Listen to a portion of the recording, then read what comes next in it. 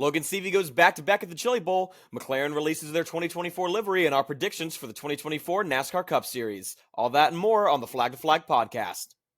Welcome to episode 16 of the Flag to Flag podcast, second episode of 2024. Chad, we are a few weeks away from a lot of things happening. We got NASCAR coming back. We have car reveals happening, livery reveals. We have Formula One starting to test here in a little over a month. We have the Rolex 24 Hours of Daytona coming up this weekend, actually. I think that's happening. I think it's this weekend, yeah. So we got a lot of stuff going on. We got the Chili Bowl news, talk about that. But overall, how are you on this? Well, I'm very cold, and it's snowing here in Tennessee, so I don't know what it's like up there. But how are you doing today? Well, it's kind of been funny. Is your shirt on? Good. It's kind of been funny seeing. Oh, you're talking about me. I'm like, you can see my shirt. My roommate's fixing the head somewhere, and he was like, "Make sure your shirt's on." Yeah, it's been all right. It's kind of funny. I've been seeing on like Facebook and everything, everyone freaking out about the snow back home, and I'm like, guys, it's been like this for like 3 weeks here. Okay. Yeah. It's been, and even this morning when I woke up to go to class, there was snow on the ground. There was more snow on the ground. I was like, all right, sweet. Yeah. You got to remember, people in Nashville, they don't know how to drive in the snow. Granted, it's pretty. We got about 8 inches where I am. So oh yeah, 5 to 8 inches depending on where we are. Yeah. Yeah, anywhere from like 5 to 8 inches where y'all are at, which is for Nashville, that's pretty good. Oh, that's a lot. It's a lot. I mean, usually it's like, I don't know, 3 or 4. Yeah, it's nothing like how much y'all got. Half a foot. Yeah. So it's been fun. So, I know you're a bit older now, but have you had any fun in the snow? Of course. I'm a dude. That kid never goes away. Of course, I went sledding. You kidding me? Lost my phone. I was about to say, you told us before we started that you lost your phone. So lost my phone in the midst of the sledding fun. And long story short, pulling my fiance Sophia down a hill. Next thing you know, I'm running really fast. My phone says bye, and it's lost in the snow for about 30 minutes until we ding it. We had to ding it, and let me tell you, it was like I found treasure. Like I found a treasure chest in the ground. It was there. I literally ran back to the house. Like you'll see it on. I think I've ring footage of it. I am booking it back to the house, yelling, "I found it! I found it! I found it!" Throw it into the podcast. Throw it into the. Put it in there. It'll be when we chop this up. I'll throw it in. That's good. I want to see. But yeah, found the phone and then got back inside, got warm for a little bit, went back out, sled for like an hour and a half. So 100%. It was fun. But anyways, we got snow. Yeah. I've been running around, working a lot, so I haven't had that much fun this. Well, we had a few cars come into the building where my class is because going to an automotive school, you have like a shop and you have classrooms on the edges. So we had a few cars come to the shop and they had snow on them. So we did what any college student would do. We just started throwing snowballs. 100%. Yeah. Into the car, and we're having a snowball fight in the 300 building. Like, it's too cold to have it outside, but we'll bring the snow inside. Absolutely. But it wasn't anything crazy, and it wasn't anything too big or anything. It was just a few guys just chucking them at each other. But really, that's kind of the only fun. I've mainly just been working a lot and getting ready for Florida. The week before the Daytona 500, I'm going to be in Florida for the Legend Car Winter Nationals, and every time I'm going to do it. Please do. That is amazing. Have a whole compilation video at the 2024 with me just going like this, and he's just walking right there. Yeah, just my whatever roommate I have walking past. Yeah, but yeah. So it's been fun here. Really cold. I'm not used to the cold still, but yeah. So. Well, awesome. Well, let's get into the podcast. We got a lot of different topics to talk about. Got some dirt racing, F1 news, NASCAR news, Rolex 24 not happening this weekend, happening the weekend of the 27th. So we got basically a week and a half left for that. But yeah, let's start with dirt. So we had the Chili Bowl. A lot of things happening with that. A lot of big wrecks, as you see with these sprint cars. They can just flip over end over end. You see it a lot more in the non-wing classes than you do in the wing classes. So, I mean, looking at the sprint car stuff, because these racing are midgets. And sprint cars, they've got a little bit of a bigger motor. There's a few more things that are different, but there's mainly two different types of those. No, you have the wing division, you have the non-wing division, where, if you look at a sprint car, they got that, big ass wing on the top, where non-wing, which you really only see in the USAC divisions, United States Auto Club, they take that wing off, and that wing helps suck it down to the ground. But you take those same cars, you take those wings off. I mean, geez, when those things get rolling, they roll. So it's pretty insane. And Kyle Larson went for a pretty big tumble at the Chili Bowl. I believe it was on his prelim night. So on Thursday night. And then you had a lot of drivers, going to alphabet soup. I'm not 100% sure, but I'm pretty sure that what's his name? Tanner Holmes, one of the we talked about him a bit last podcast. He's a very big influencer in racing. Right. They had an I main. So, do you know what? So you have the A main. So if you win the A main, you win the whole thing. So they had an A main, B main, C main, D, A, B, C, D, E, F, G, H, I. Wow. At least that many entries. That's crazy. I mean, yeah, and all of them trying to transfer, to the next race to make the big show. And at the end of the day, for the second year in a row, Logan CV took home the $20,000 check and the Golden Driller. Yeah. So, I haven't had a chance to actually see the race yet. So, but it was, from what I heard, it was a very good, very entertaining race. And yeah, I'm excited. I'm excited to watch the highlights of it at least. So that'll be cool. It'll be good. Speaking of other news that I just now remembered, we talked about this last week on last week's podcast, but we talked about IROC, we talked about SRX, and in that time frame, SRX announced that they are not going to have a season in 2024. They came out with a statement that said that due to market conditions, that they are not going to do that. They don't think they could put on the same product. So I'm curious. Okay, one, what does that mean? And also, two, how much does IROC influence this with Ray Evernham actually buying the rights and starting that up again? Because, Ray was a big part of SRX going into the inaugural season. So what happened there? I mean, there's some other news going on within, the whole SRX world, within relationships that were kind of shaky ground. Not going to get too deep into that, but yeah, I mean, it's definitely shocking, but also very interesting the way the timing came out, where you saw IROC get announced that they are going to try to make a return 2-3 days later. SRX not gone, but postponed. Yeah. I don't feel like IROC has as big of an influence on it as people put it, mainly because of it was such a short time span between. Usually something like that, we have at least a year or a season to see that kind of stuff unfold, like we saw with the NFL, or not the XFL and the AFL. They were fighting for viewership and all this other stuff. Well, they finally just said, screw it, came together, like you said last week. Yeah, they had the USFL to create the UFL. Yeah. Speaking of football, how are them Cowboys doing? I'm dead inside.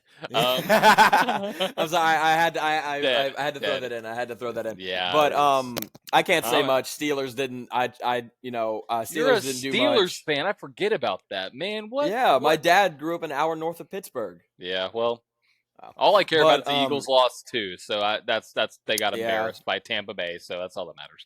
But we're.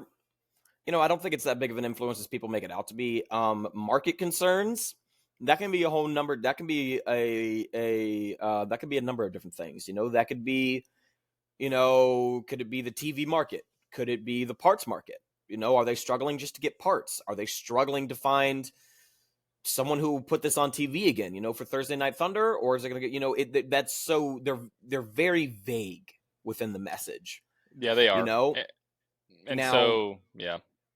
And I think the only effect IROC had on this was, the guys at SRX thinking, all right, well, we're not going to be able to produce a good product racing-wise. And it's not going to be in our benefit to go up against something that's probably going to produce a good racing product. Right. Because, I mean, IROC has such a big history. Oh, and yeah. They stopped in 2006. They've been out of commission for basically 20 years. And SRX is new on the scene. And I mean, let's be frank. A lot of people like short track racing, but a lot of people want to see cars on bigger tracks, and that's what Yeah, IROC has the ability to do. But also, you have some, from what I've heard, personal connections going on with Tony Stewart, with Ray. Things going on with some dynamic within marketing and the politics, sort of say within all of this. So and obviously money. Money's always going to be a I factor in these think sort of things. yeah, So I think you because I remember I don't know if I woke up in the morning one morning or I woke up from a nap or something, but I woke up and I saw that you texted me that, and I looked up and everything, and you and me talked about it we texted about it for a few minutes, yeah, and and I think I'm pretty sure it was either me or you, I don't know which one, but one of us said like there's probably so much stuff going on behind the scenes that we won't find out till later, if at all. yeah. And with Tony Stewart going full-time NHRA racing, There's that too. Yeah, I mean that's a big there's factor. so many different factors, and there's probably 10 times more factors that we're not even seeing Yeah, that are going on behind closed doors. 100%. But going off what you said earlier with, people love short track racing. I am a huge fan of short track racing. I've grown up around it, I'm almost every weekend I'm at a local short track, but I do agree with you. I want to see not necessarily what the cars, but these drivers. We only see IndyCar drivers on a super speedway style track 2 or 3 times a year. Right. We only ever see. I don't know. I mean, you would consider. We would consider not Talladega. What's it? Indianapolis. Indianapolis for them is a super speedway because they're wide open the whole way around that track. Then you Yeah. look at but then you look at something like Texas, where they're not going to this year, but they've gone in years past, where they're almost wide open the whole way around there too. Yeah. So I want to see what these drivers can do when it comes to this stock car style drafting. Now, then again, I feel like the downside in that it also because I also feel like that the stock car drivers, the guys who come from NASCAR, have a little bit of an unfair advantage within Oh this. yeah. Yeah, and I was looking at old It's clips. Yeah, I was looking at old clips, and you saw that a lot of time. I posted a clip about it, and you saw the drivers who knew how to manipulate the air be better than the drivers who didn't. And they had yeah, drivers from IndyCar. They had drivers from the road course racing world, and it was showing. I mean, you saw people who had the stock car experience did better, and you saw that in SRX. I mean, you saw that yeah. clearly. Look at Ryan Newman. Look at Clint Boyer. Look at Tony Stewart. Look at Denny Hamlin. Look at Kyle Busch. I mean, they all did very, very well. So The it's entire going to do the same thing. schedule, Yeah. yeah, the entire schedule in SRX produce of local asphalt short tracks and dirt tracks, all right? Yeah. Which 99% of the NASCAR grid started their racing on either local short tracks on asphalt or local short tracks on dirt. Exactly. And so that's why I'm saying I want to throw these guys on a road course. Same 100%. machinery, sure, but I feel like I don't know. There's so many different things. I'm excited to see what IROC. I never watched IROC because that was 2006. I was about 3 years old when that ended. So you old yet, John? But Yes. Yeah. Yeah. Not fun. but yeah. Um, yeah. So we'll see what happens. We have nothing as of late. I'm looking up right now if there's anything that's come out. Um, since then, not really. So we'll keep you all up to date on that. But that's what's going on in that world. But let's move over a little bit to the road course side of things. Speaking of that, we just mentioned it, but talking about Formula One, we have some dates obviously announced for teams. They're all going to be showing off their cars. At least three out of the majority teams are showing their cars. It's Williams, Ferrari, and I can't remember the last one. They're going to be announcing their cars in early February. But today we had the official release of the McLaren 2024 livery, all black, all orange, with a silver number. It looks pretty good. And they're launching this as almost they put it in their marketing. It's whatever it takes. So they're putting a lot of eggs into this year and hoping that they're going to be a strong team. So, I mean, looking at this, looking at what happened last year, Chad, what do you think McLaren's going to do? You think McLaren's going to have a better year? Do you think they're going to finally get a win? And if they do, who is it going to be? Is it going to be Piastri? Is it going to be Norris? I don't know. When you're looking at something like that, you look at someone like Oscar Piastri, or not Oscar Piastri, Lando Norris. He has that experience within Formula One. Yeah. All right. He has that experience. He's been in there longer. He understands the dynamics of it a bit more. But then again, Oscar Piastri came out of the gate swinging last year. Okay, picking up a sprint race win in Qatar, I believe. And so it's really, really interesting. It's going to be interesting to see how all this stuff plays out. I'm looking for when car reveals are right now. But I think it's the fourth. It's the fourth and the fifth, I believe. Williams and Ferrari, one of the 2 days. I don't know if they're flipped or the same day. I know it's around those 2 days for those teams. Yeah. Well, I know I got one right here. I got so for stake F1 team. That's still weird for me. Yeah. It's gonna be February 5th. Also on February 5th will be Williams, and then on February 13th will be Ferrari. Yep. And then January 16th, today, or the time of this recording, was McLaren. And, McLaren. it's so. Yeah, they released the livery, so they still haven't announced when their 2024 car is going to be done. So that's going to be interesting to see because it wasn't. It was a livery reveal, wasn't the full 2024 product. So I'm very curious to see what these guys do because they got to do something. Red Bull's got a stranglehold on Formula One, and personally, I think it's only going to last just a little bit longer. I think when they switch power units to Ford, you're going to start to see something that I think it's a big change to go from one unit supplier, Honda, to a Ford. I don't know if they're going to have the same success right off the bat. I know Ford is very prestigious in racing as a whole, but looking at this upcoming season, you're going to start to see, I think, the same thing you see typically when these things happen. Teams get good. They're good for a decent amount of time, whether it's 3, 4, 5, 6 years. Then another team starts to come back. It's just the ebbs and flow of motorsports. Who's that team? What team is going to be the next Mercedes, the next Red Bull? What McLaren was back in the day? Ferrari had their time. What is that going to look like? Also, timeout. Gunther Steiner not going to be the team principal. We talked about that. We talked about that last we podcast. did. So can Haas step into the picture now? I don't know. I mean, it's going to be an interesting year. It's going to be interesting. I mean, Gene Haas came out with a statement and said, it comes down to performance, which I don't blame him. Like I said last week, racing teams, all sports teams are businesses. Yeah. All right. That's why, and they always want to be doing good, which, and speaking of sports teams, and I know this is completely off topic, but,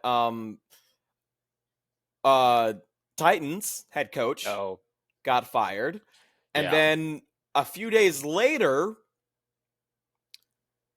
which I know you're very happy, and I am very happy about this, Nick Saban is retiring. Oh, yeah. I mean, thank God. Thank you, Nick, for doing this. It's finally over.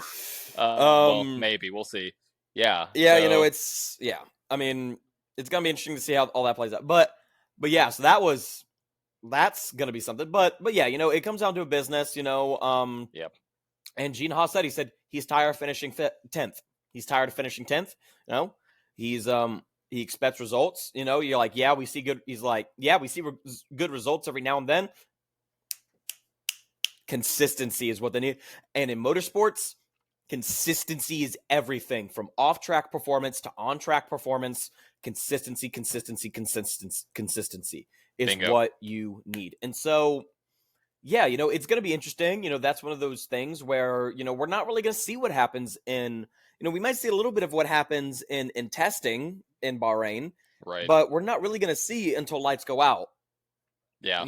And so that's going to be interesting. And I mean, like you said, Ford has a very diverse presence in motorsports. And I think, and I have no doubt in my mind they're going to put their best foot forward with this, so I mean, they're going to produce, so I'd be surprised about if they didn't produce something that was anything short of magnificent. But I mean, obviously McLaren's been making some great strides. I'd love to see Ferrari get up there. I mean, Ferrari's the only team that won a race last year outside of Red Bull. So, I mean, just if you're going by pure wins, Ferrari has the statistically best shot if you're going by wins. Grand Prix wins specifically. But then the next you would look at McLaren. So, which, 4 years ago, we wouldn't have even been a conversation topic at this point, And then Mercedes, where does Mercedes fall into this? You have Lewis Hamilton and George Russell, both fantastic drivers. What is this going to mean? With them and Toto, and what can they do to get close? Because it was close one race. I think it was actually the race that Carlos Sainz won, where George Russell and Lewis Hamilton were fighting for position there with Sainz, and Russell clipped the wall going into, I don't remember what corner it was, and went head first into the wall. So but kind of taking a step back, that's one race, right? Like any great team can have one bad game or one bad race. Yeah. Okay. If you're looking at the grand scheme of things, and not just Red Bull, just Max Verstappen. I mean, he has proved that he is going to squeeze every ounce out of a car. Oh my gosh, yeah. And so, I mean, I don't know. I mean, it's really all up in the air. It is. However, this year, I feel like it's going to be another Red Bull year. I feel like it's going to be Red Bull's year for a little while. I feel like it's going to be a little bit longer than what you think it's going to be. But it's been Red Bull's year for the last 3 years. So yeah, and so I have an idea, or I have a prediction. Is it going to be true? I don't know. But I don't want to call this a prediction. I don't want to call it a hypothesis either, but something that I would find interesting. If Red Bull keeps up at the pace they are going, we might be talking about Max Verstappen with an 8th championship. And that is something within all major sports, Oh, yeah. Tom Brady, 7-time champion. Nick Saban, 7-time champion. Jimmy Johnson, Dale Earnhardt, Richard Petty, 7-time champion. Lewis Hamilton, Michael Schumacher, 7-time champion. Yeah. In sports, to reach that 8th championship. Yeah. Is insane, and that wouldn't be just big in Formula One or that'd be big worldwide news. Right. And I should know this because I'm a big fan of his. But Bill Russell, he played for the Boston Celtics, and I forget how many championships he won. I think it's more than 7. I want to say he won. How many did he win? Hold on, I'm about to tell you right now. He won 11. Bill Russell won 11 championships. Celtics went, I think they won like 6 or 7 straight, something ridiculous, and then lost, and then won like another 4 straight or 3 straight. So, obviously in all of sports, 7 is the magic number. 11 for Bill Russell is huge, but that was way back in the 50s and the 60s and the 70s. But it could happen. Now, Max needs 5, which means you're looking at 24, 25, 26, 27, 28. So 2028 is when he would win his 8th. Now, I think Ford's power unit could have issues because it's a new power unit. There's going to be issues. Like, they can't be perfect. I don't think they can be perfect right off the gate. You're going to have some curve. You're going to figure out some things that you won't be able to figure out when it comes to your simulations, your testing, just due to conditions on the track and all that stuff. I think he's going to have a fantastic career. Can he reach that number? Yes. When? I don't know. I don't think it's a matter of if. I think it's a matter of when it happens. Because he's already at 3. Yeah, Lewis Hamilton didn't win 7 straight. He had a few breaks within that. So it might not be the next 5 years that we see that. It might not be the next 4 or 5 years. It could be very much different. But Yep. I mean, with the Ford power unit, I mean, I think it's. I think, yes, there probably are going to be a little bit of hiccups within the road, but I don't think it's going to be as bad as everyone's making it out to be. Because what people don't understand is, like, these are the people who announced they were going to Le Mans, and everyone thought that it was a waste of time, waste of money. And then the first time they went, it was a waste of their time and their money. Exactly. All right. Then they went to the second time with, they had a better driver, but at the same time, they also had way better equipment. They worked on that car. They constantly, Carroll Shelby, Henry Ford, Ken Miles, they constantly worked on that car. Mm-hmm. All right. Yep. And they came out and they got it. Now they had a little bit of luck on their side with a rare Ferrari failure, within that race. So you had that. But, I think if anything negative happens with the power unit with Ford, it will not be because lack of time developing. Oh yeah, no, it's going to be some of those freak situations. Whether it's too hot at a track, is it I mean, there's so many different things that can happen. I don't think it's going to be a matter of pure talent, pure manufacturing power, the time, what they do. They're going to produce one of the best in Formula One, so it's going to be interesting to see what they do on that. But we have that testing coming up here in a little over a month with the first race on March 2nd at Bahrain. So it's going to be interesting to see specifically what that looks like. But let's move over to NASCAR Cup Series talk. We are going to look at specifically some news coming out today with a 7-time champion. Speaking of 7 times, you got Mr. Jimmy Johnson. We got some predictions we want to go through. Chad, I actually found our notes from our 16 drivers we predict to be in the playoffs and who we expect to be the champion off of that. And so I'm curious, let's talk about news that dropped this morning. Jimmy Johnson has announced 3 more races in his lineup of races for 2024. You got the Daytona 500, the Brickyard 400, and the season finale at Phoenix. So he's going to be at 9 races this year. Going to be at Charlotte for the Coke 600. Going to be at Dover. Can't remember the other tracks, but cool to see him participating and being a part of it. Oh yeah, without a doubt. I mean, it's it's always good to see. I remember when Jeff Gordon retired and Dale Earnhardt Jr. retired. It was still great to see them. Make a few one-off appearances. And will we still see that? I don't know. Dale Jr. maybe, but he really likes his the late model stock program he's got going on, as well as his Xfinity Series program he's got going on. Oh, he better come back to Bristol.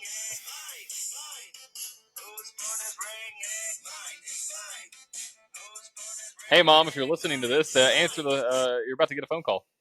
Hi, Mom. Hi, what are you doing? I'm currently filming a podcast. Oh, well, call me back later.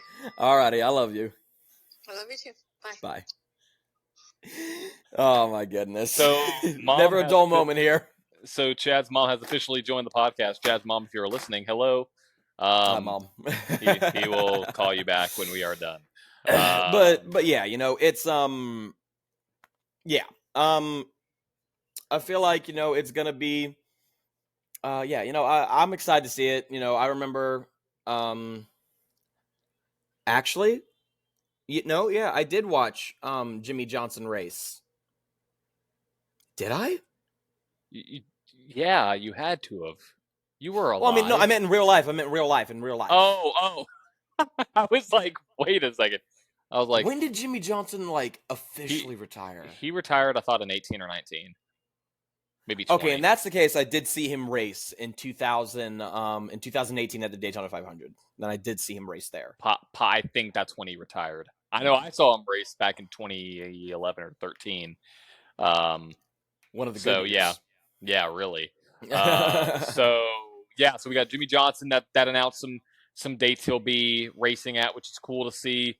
We have the Clash coming up here in about 2.5 weeks. So, with that, other than that, we got some NASCAR news around. Josh Berry, Sunny D has come on as one of their primary sponsors. Cool to see that brand join on. Definitely a much better choice than Ricky Stenhouse, personally. And then you have Harrison's, which is an outdoors brand, joining on for 2 races for Josh Berry in 2024. Also, you brought to my attention, which I saw, but talk about Daniel Suarez. He's going to be a Yes. part of the Clash, not only in the Cup Series, but in the different series. Yes. So, if you do not know, the NASCAR Cup Series will not be the only NASCAR series competing at the Clash of the Coliseum, and no, it will not be the Xfinity or the Truck Series. If you listen to one of our earlier podcasts, you already know this, but the NASCAR Mexico Series will be competing. Now, I have been looking and looking and looking, and I can't find yet where we are able to watch it on. And I fully intend on watching it. Need to do some I research mean, on it's that. got to be live streamed or something somewhere on YouTube or something. Yeah, we possibly You know? can. Let's see where John's we'll gonna do do a bit this of live. research here. Yeah, we'll do this live, but keep on talking about that. But Daniel Cool to see. Suarez, Daniel Suarez will be going to the NASCAR Mexico Series, which he actually is a champion of, and his roots are from there. Let's see here. The article says Suarez, the NASCAR Cup Series veteran, will return to the NASCAR Mexico Series for the division's upcoming exhibition race at the Los Angeles Memorial Coliseum, claiming the event's lone spot for special guest driver. Suarez will drive the entry by Jimmy Morales and crew chief by Jose Balesco Figario, calling the shots on top of the bit. And if you look at the car, it's a Quaker. It's a Quaker state style car, but it's a beautiful mix. Oh, it looks good. Have you seen the car? Yeah, I mean, I'm looking at it right now. Got a red and orange, or red and green and white. The Looks Quaker really nice. state. It very much pops, and with Daniel Suarez being a Mexican driver, he's always very much he always has been a little bit more flamboyant and everything, and I feel like that car embodies that. But what I really like about these cars, if I'm being honest, they really resemble late model style bodies, which Absolutely. But yeah, and then also we have Jimmy Johnson gonna be making a few races as well. But yeah. Oh my goodness. Oh my goodness. I can't find this, but what's going on? Oh my goodness. Like this came out 12 hours ago. This is live, like right now. Like this is us finding this. Veteran crew chief, competition director Ryan Pemberton dies at 54. I did see that. Yeah, that was a part of the news that I was going to talk about.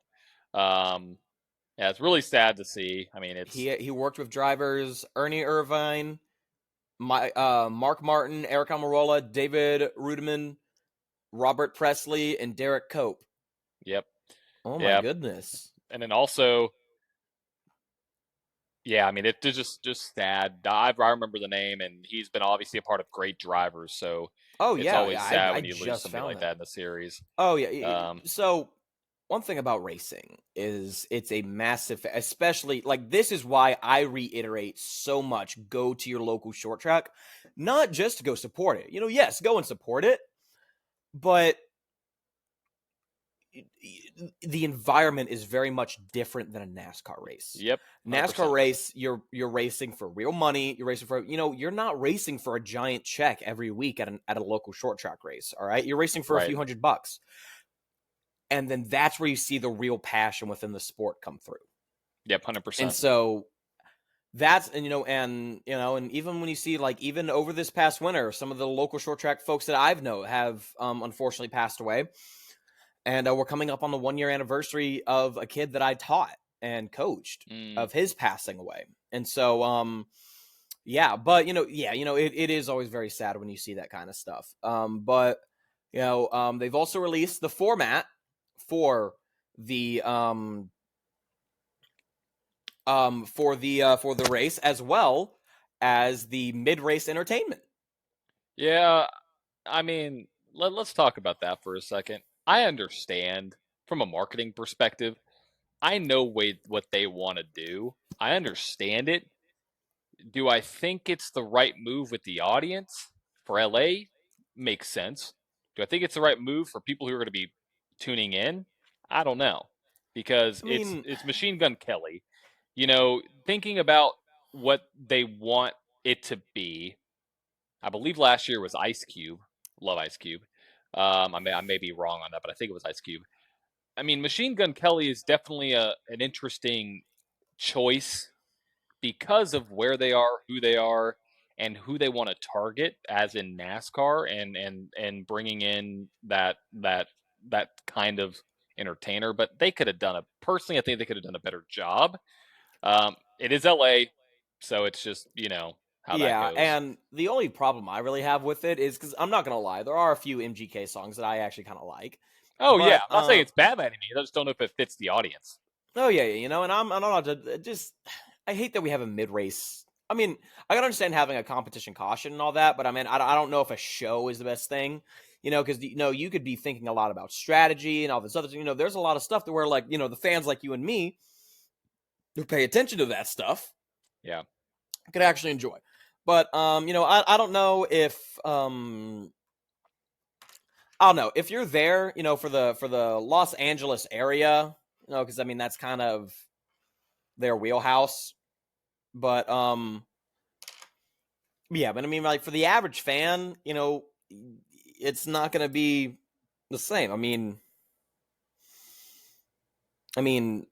their emo grandkid might like it, but I mean that's about it. But I mean, yeah, exactly what I was kind of going for. yeah. I mean, I'm gonna go turn my light on real quick. Oh, he's turning his light on. I'll keep on going. But yeah, so it's an interesting choice within that. You got some, if it was a rock band, that would make a little bit more sense.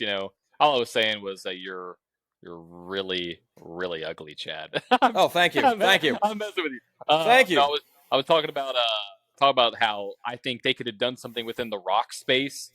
Um, bringing in some kind of rock entertainer. I mean, I know LA bringing in anybody in hip hop would make sense too. So I mean, Machine Gun He does Kelly's it. He kind does of it every time you walk past. I swear, he does it every single time you walk every single past. time, But every single yeah, time. So yeah, it's bringing in somebody who is kind of across the board with his either whether you like his older stuff or his newer stuff. So that's going to be happening. It's more like a halftime. If you think about it, it's like a halftime show yeah. within what we But see with other sports. So yeah, I mean, it is interesting, and I mean, is it the end of the world? No, it's not a points paying race. It's not that important. Just like Christopher Bell's crew chief or spotter said last year, this is for fun.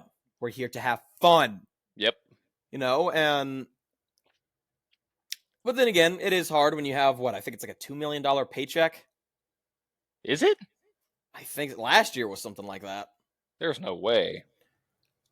Yeah, I don't know. It's something like that, but Maybe. We'll do that fact check right now. Wow, yeah. Last year was basically 2.1 million. yeah, so yeah, it's a Um, fun race. It's not for any points, but winner's gonna come back with a lot heavier pockets. wow, yeah, that's quite a bit. So interesting to see there. But we have that starting up here soon. We got the Cup Series back in action on the 4th, I believe. Is that the case? Yes, on the 4th. Where you can watch the NASCAR Mexico Series. It says NBC Universo, but we don't know, apparently, if that's actually going to take place. It says that's where it's aired before. There's nothing as of now that announces it specifically. I know a So few of the races are streamed on YouTube, but I don't know if that's where it'll be. I hope it is because I'd be interested just to watching them because they look like late models. If you haven't seen the car yet, Which if you've seen the car. a late model on a quarter mile is something else. I'll tell you that Oh right yeah, now. yeah. So speaking about quarter miles, they need to go to Bowman Gray for this. I don't think LA's the answer. I think go to Bowman Gray.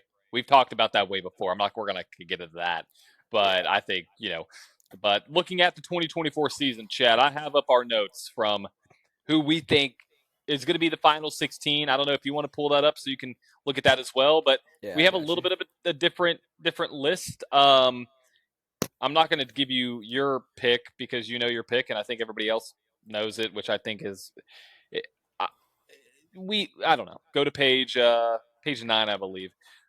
But looking at the numbers, yours list is second, mine is on the top. We have a lot of the same stuff within our picks. But let's talk about predictions for 2024 within the Cup Series. A lot of big names that are going to win is what we predicted. I want to just talk about yours first because to refresh people's memories. You picked a driver who's coming back this year within, within the Cup Series. So, who is that driver, and why do you think he'll win? Well, we talked about it a little bit before the podcast, and as the season goes on, this has a very good chance to change. But Noah Gragson, I feel like will win the championship this year. Just don't get him around Ross Chastain. Just don't. Oh yeah, that I'm excited for that too. But that just reminded me, we are officially, I think, 14 days away from the release of the next Flick series. Oh yes, we are 2 weeks. Oh wow, actually, yeah. Hold on, 2 weeks. Exactly, 2 weeks today. 2 weeks today. So we got a new show to watch. Starting that'd be fun. We gotta. What we could do? We should probably do this. We're gonna make this really raw, really off the cuff. Every time you can wave back if you want. Yeah, he's going to wave back here. Wave back. Wow, wave back. Everyone, I don't know if he's been properly introduced yet, but this is my roommate Luke. Hi. What's going on, man? But yeah, what were you saying? So there's an app, I think it's called Playback, where you can watch and stream things without any copyright or any kind of infringement stuff going on there. We may want to do maybe a one-off live stream and do that on socials or some other platforms. We watch all of it live. Watch it together live on social with me and you watching. Whatever. I don't know if we want to do that. Just a thought. Well, just make sure all that copyright stuff's good.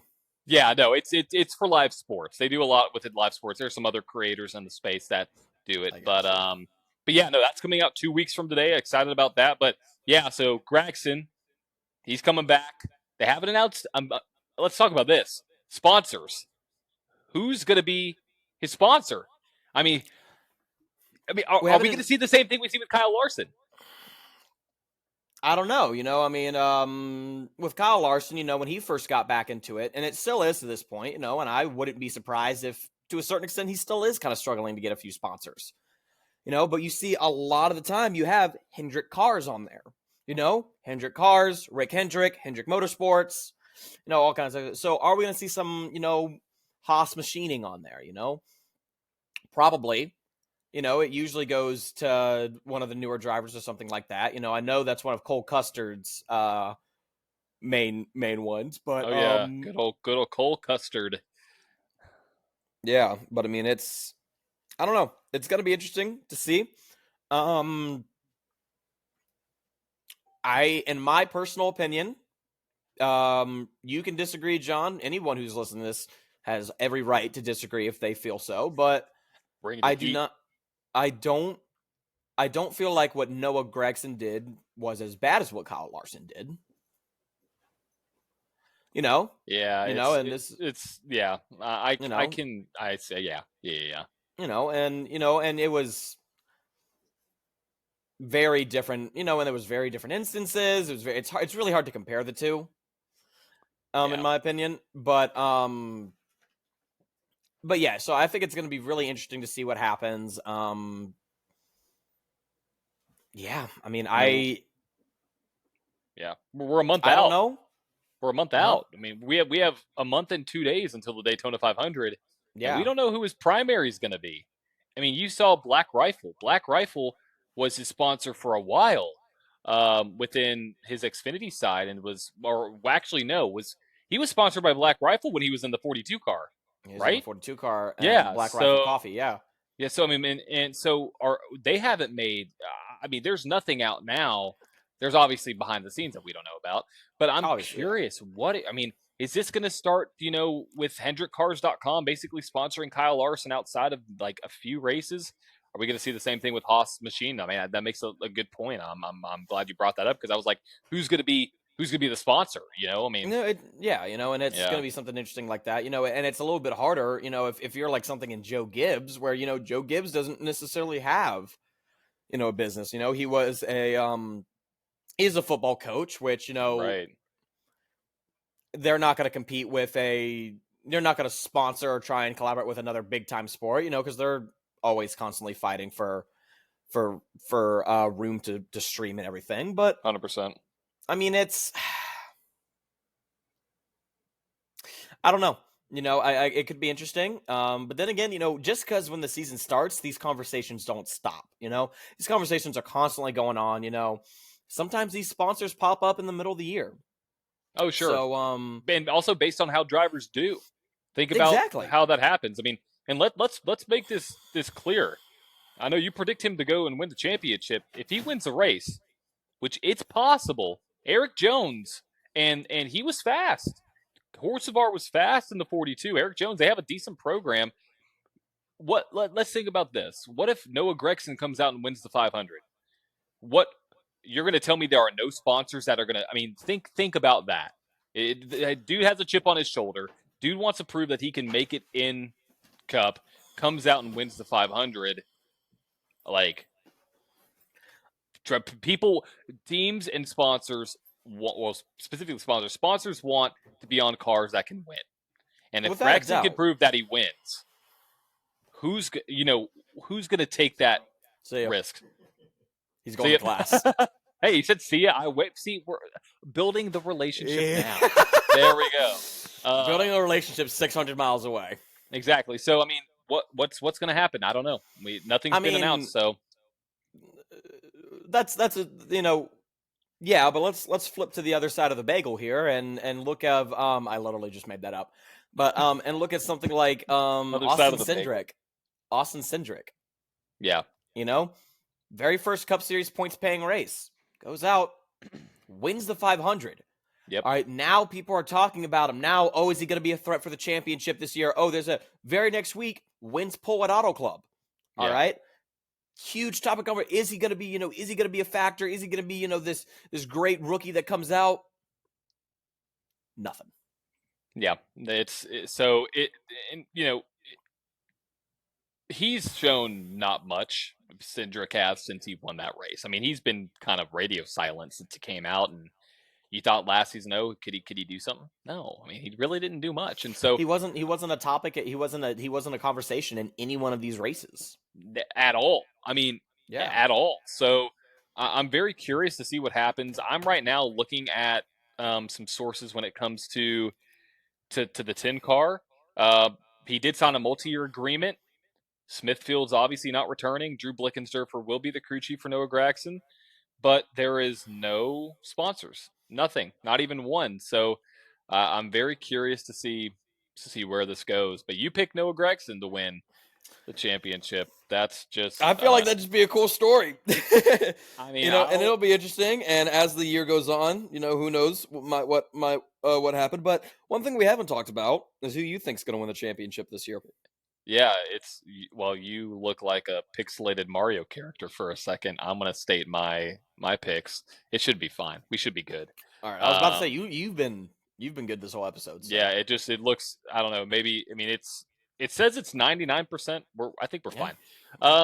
So I'm looking at this. I made a video a couple days ago with my prediction on who I think 2 out of the 4 championship drivers are going to be in the final 4. One of them is going to think, I think Byron goes back. I think he's going to have a consistent year. I think Chase Elliott could have a big year, with what he has on his shoulders within that 9 team. It would not surprise me if I saw Chase Elliott go and win another championship. I'm not saying that's my pick right now, but I have a feeling that he wants to become the top dog again at Hendrick Motorsports. The only way he's going to do that is go out and win races. So, looking through all these picks, it's not going to be Hamlin because, he never wins a championship, never will. Could it Blaney go back to back? I mean, momentum's big. I think it matters. Oh, yeah. Could we see RFK do better? I mean, RFK had a strong year.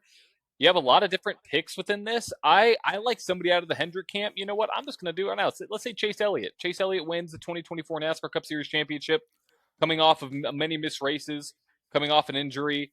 Now, let me ask you this, because I don't remember. Remember when Kyle Busch broke his leg? Yeah. Did he win the championship? I'm not sure what year that was. When did he win that championship? That's what I'm curious about. Could we see another situation like that where you have a driver get injured and then... That was his first championship. Right. So I'm looking at this. He got injured When was this article written? Oh, give me a day. February 21st of what year? Why will you not tell me a year? That is so not helpful. 2015. Yeah. 2015. So, who won the championship in 2016? I don't know. I can't recall. Do you recall? Joey Logano. No, it wasn't Joey Logano. Joey Logano won 2018. Who won the championship in 2016? Who won the championship? Was it Jimmy Johnson?